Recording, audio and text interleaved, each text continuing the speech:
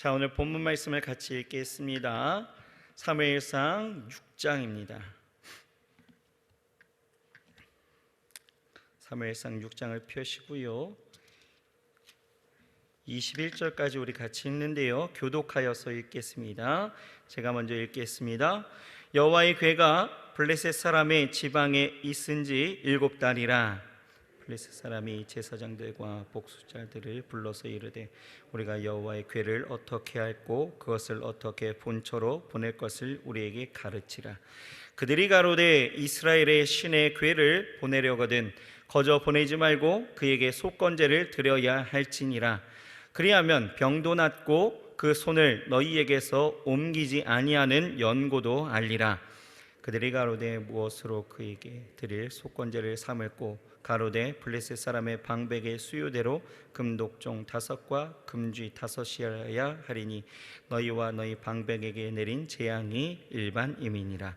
그러므로 너희는 너희 독종의 형상과 땅을 해롭게 하는 주의 형상을 만들어 이스라엘 신께 영화를 돌리라.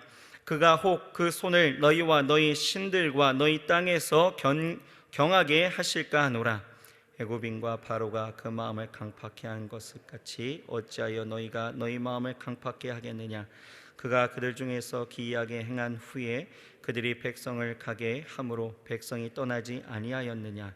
그러므로 새 수레를 만들고 멍에 매어 보지 아니한 젖나는 소 2를 끌어다가 수레를 소에 메우고 그 송아지들은 떼어 집으로 돌려보내고 여호와의 궤를 가져다가 수레에 싣고 속건제 드릴 금보물은 상자에 담아 궤 곁에 두고 그것을 보내어 가게 하고 보아서 궤가 그 본 지경길로 올라가서 베세메스로 가면 이 큰 재앙은 그가 우리에게 내린 것이요 그렇지 아니하면 우리를 친 것이 그 손이 아니요 우연히 만난 것인 줄 알리라.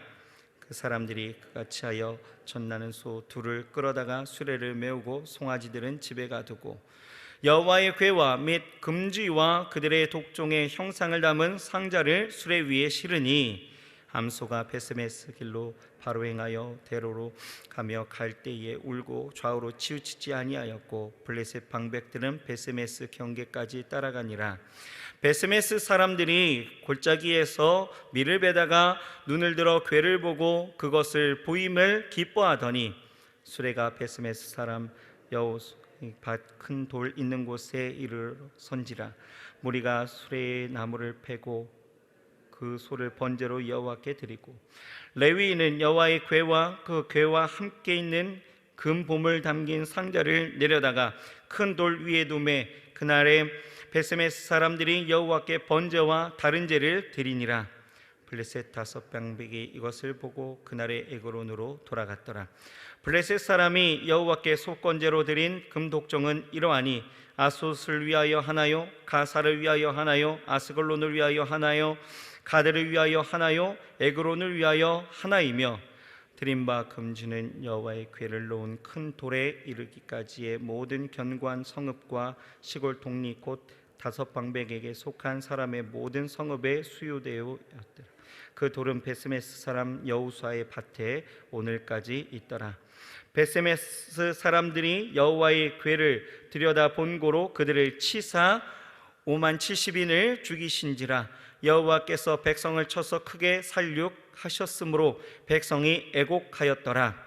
베스메스 사람들이 가로되 이 거룩하신 하나님 여호와 앞에 누가 능히 서리요 그를 우리에게 누게로 가시게 할꼬 하고 같이 있습니다. 사자들을 기럇 여아림 거민에게 보내어 가로되 블레셋 사람이 여호와의 궤를 도로 가져갔으니 너희는 내려와서 그것을 너희에게로 옮겨가라. 아멘. 자, 오늘 효화행복 교제를 함께 보시겠습니다. 오늘 제목은 인격적이신 하나님입니다. 6장 3절이 요절 말씀인데요, 같이 읽습니다. 이스라엘 신의 궤를 보내려거든 거저 보내지 말고 그에게 속건제를 드려야 할지니라. 그리하면 병도 낫고 그 손을 너희에게서 옮기지 아니하는 연고도 알리라. 내용을 같이 읽겠습니다. 블레셋 족속은 자신들에게 임한 재앙을 피하기 위하여 언약궤를 이스라엘의 땅으로 다시 돌려보내기로 한다. 블레셋 사람들은 먼저 종교 전문가인 복술자들과 그들의 제사장으로부터 자문을 받았는데 그들은 하나님께 배상 예물을 바쳐야 한다는 조언을 한다. 또한 언약궤를 실어 보내는 수레는 세속적인 목적에 의해서 전혀 사용한 적이 없는 것이어야 했으며 몰입꾼이 없는 새 수레로 보내야 했는데 그것은 그들이 당한 재앙의 원인을 좀 더 알아보기 위해서였다. 하나님께서는 재앙의 직접적인 원인이 하나님께 있었음을 그들로 하여금 깨닫도록 하신다. 이렇게 하여서 하나님의 언약궤는 블레셋에 의해 탈취당한 지 꼭 7개월 만에 다시금 이스라엘 땅으로 되돌아오게 되었다. 이로써 블레셋에 임했던 재앙은 말끔히 사라졌고 블레셋 사람들은 그것이 하나님에 의한 재앙이었음을 분명히 깨닫게 되었다. 블레셋에 의한 언약궤 탈취 사건은 하나님께서 이스라엘을 영원히 저버리지 아니하시며 하나님의 영광은 결코 인간에 의해 실추당하거나 멸시받지 못한다는 사실을 확실하게 보여준 사건이었다. 그런데 하나님께서는 백성들이 하나님을 존중하기를 바라셨다. 그래서 베스메스 사람들이 하나님의 보좌요 언약의 증거물인 언약궤 안을 이방인과 같이 눈으로 보고 만져 보아서 자신들의 호기심을 만족시키는 것에 대해 분노하셨다. 하나님은 진리의 말씀에 따라 인격적으로 섬김 받기를 원하신다.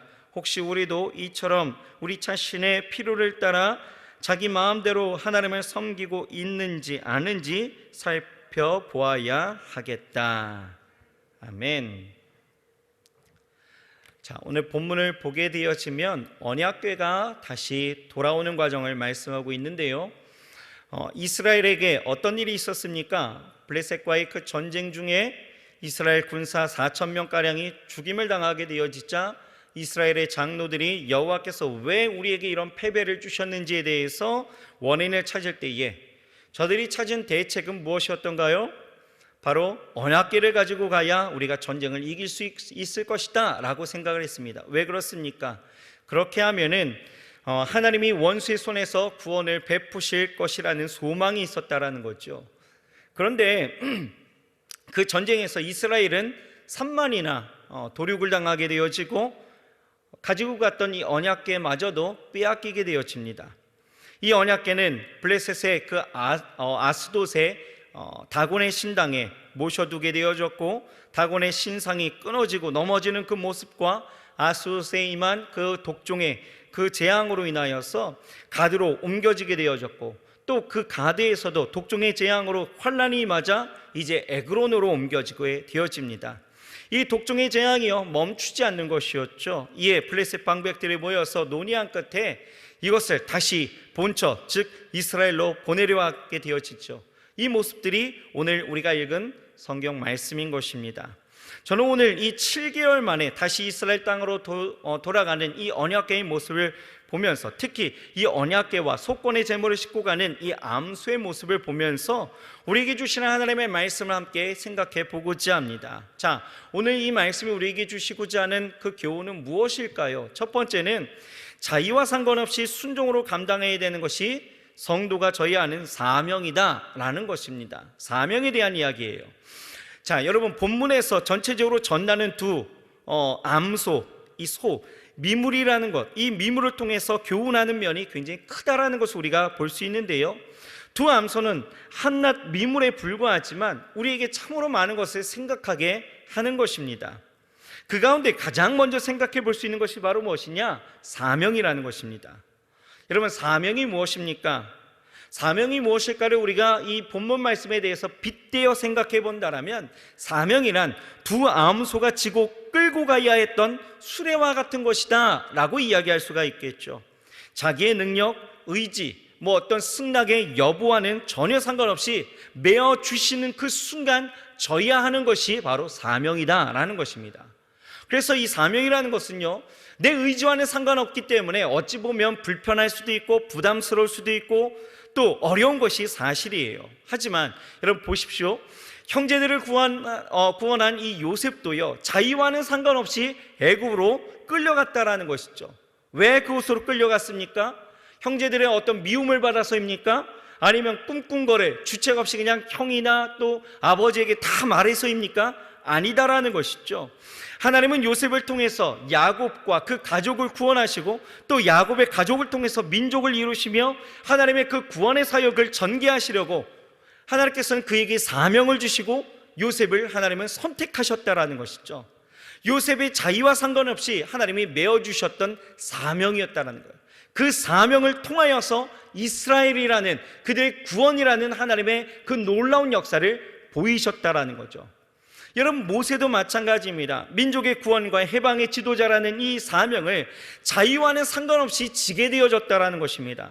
모세가 애굽의 그 관리를 죽이고 또 미디안 광야로 도망가게 되어지죠. 그곳에서 철저히 무너진 모세는 이 하나님께서 이 모세를 부르시고 민족의 지도자로 세우셨다라는 것입니다. 모세가 지도자가 되고 싶어서 지도자가 되어졌던 것 아니죠. 하나님이 메어 주신 것이에요. 이처럼 우리에게 메어 주시는 이 사명이라는 것은 하나님의 구원이라는 그 큰 그림을 그리시고 우리는 이 하나님께 쓰임받는 도구로 사용되어지는 것입니다. 그렇게 영광의 도구로 쓰임받고 또 사명을 감당하도록 하나님은 어떻게 하셔요? 그냥 지어주시는 것뿐만 아니라 그 안에 은혜도 베푸시고 능력을 주시어서 하나님 앞에 우리는 이 사명에 대해서 어떤 불편함보다는 감사와 찬송으로 담담하게 이 모든 것들을 순복해야 되는 그런 자세가 우리 가운데 있어야 될 줄 믿습니다.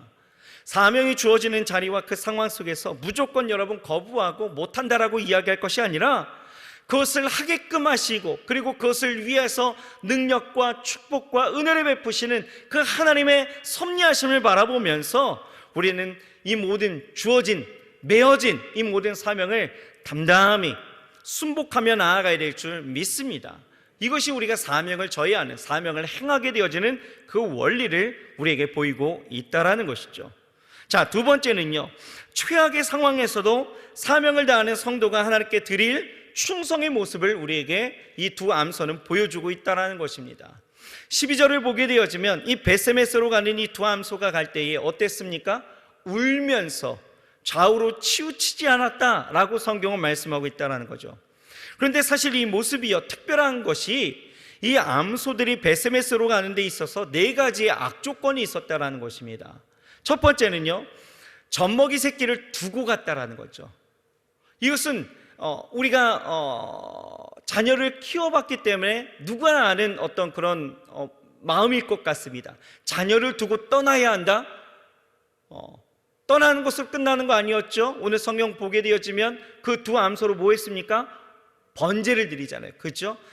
두고 가야 하는 그 실정 가운데에서 그 고통하는 것들이 있다라는 것이죠. 두 번째는 멍에를 전혀 메어보지 않았다라는 것에 있어서 고통이 있습니다. 새롭게 그 고통을 감수해야 되는 거죠. 또 셋째는 그들이 끌어야 될 이 수레는요, 새 것이었다는 것, 길들이지 않았던 새 것을 끌고 가야 했던 것이 고통이었고요. 마지막 넷째는 이 암소들은 전혀 훈련이나 연습이 없었기 때문에 두 마리가 보폭을 맞춰가지 않으면 이 자체로 고통스러운 일이 되어질 수밖에 없는 것이었다라는 거예요. 그런데도 이 두 암소에게는요, 베세메스에 당도하기까지 좌우로 치우치지 않았다라는 것, 이 모습을 우리가 보게 되어지면 여러분 전혀 정말 우리가 맞이하는 어떤 그 사명의 그러한 일들이 어떠한 최악이라 여겨질지라도 우리가 어떻게 사명을 감당해야 되는지에 대해서 오늘 이 두 암소가 걷는 그 모습들은 우리에게 분명하게 우리가 교훈하고 있다고 생각합니다. 여러분, 하나님의 일을 하면서 좋은 여건에서 일을 하는 경우들도 있겠지만 그렇지 못한 경우들도 많이 있다는 것입니다. 성경에서 만나는 대부분의 인물들이 그런 것 같아요. 특별히 우리가 느헤미야를 봐도 그렇지 않습니까? 고구로 돌아왔을 때에 성벽을 이제 건설해야 합니다. 그런데 그 일들이 그렇게 쉬운 일만은 아니었다라는 것이죠. 그래서 온갖 방해와 또한 여러 가지의 모사의 역사들이 일어나게 되어지고, 한편으로는 온갖 낭설과 유언비어로 이 느헤미야를 죽이려는 그 계획과 시도까지 있었던 그런 상황 속에서 느헤미야 어떻습니까? 한 손에는 칼을 들고 한 손에는 벽돌을 쌓아 올려야 하는 그런 불편함이 있었다라는 것이죠. 사명이 주어졌을 때 뭔가 환경이 확 다 열렸으면 얼마나 좋았겠어요. 하지만 그렇지 않았다라는 거예요. 하지만 이 느헤미야는 어떤 여건 속에서도 좌로나 우로나 치우치지 아니하는 그런 모습을 우리가 보게 되어질 때 이 사명을 감당해야 되는 것, 이 충성이라는 것에 굉장히 고무적으로 우리는 생각할 수 있다라는 것이죠. 여러분, 우리는 믿음의 선배들이 비록 힘겼지만 이와 같은 충성으로 하나님을 영화롭게 했던 것을 보게 되어지면 우리 사명의 그 현장 가운데에서 불평이나 원망의 마음을 갖기보다는 우리는 고린도전서 4장 1절의 말씀처럼 맡은 자가 구할 것은 충성이니라 라고 말씀하시는 이 말씀 가운데에서 오직 주만을 바라보면서 오직 우리가 충성으로 우리가 하나님 앞에 나아가야 될 줄 믿습니다. 마지막 셋째는요, 성도는 하나님의 영광을 책임진 세상의 구경거리임을 우리는 날마다 인식해야 한다라는 것입니다. 오늘 12절 하반절을 보게 되어지면 이 베스메스로 가는 이 두 암소에게는요, 일단 구경꾼들이 몰려들었습니다. 오늘날로 말하면 관중이겠죠. 핫이슈입니다. 그토록 자신들을 괴롭혔던 이스라엘의 그 신이 떠나는 모습을 보고자 했다라는 것입니다.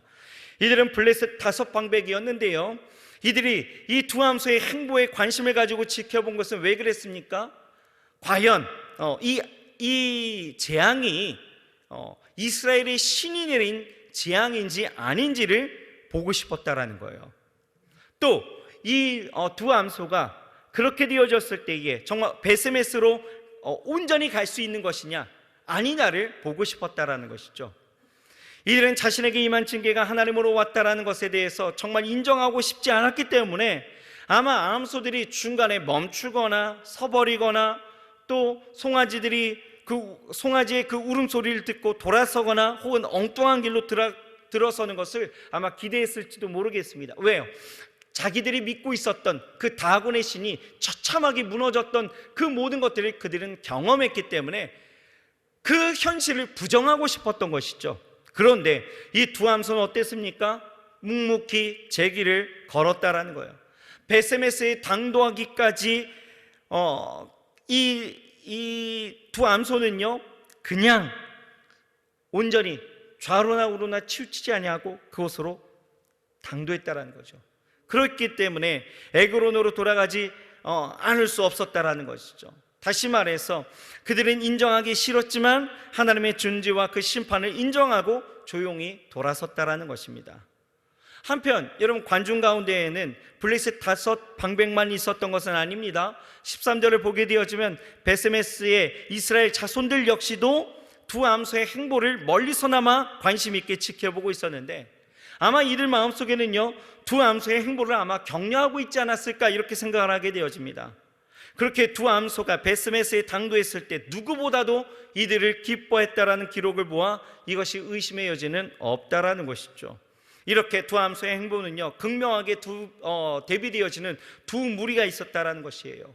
하나는 블레셋의 5방백들과 또 하나는 베스메스 사람들이었죠.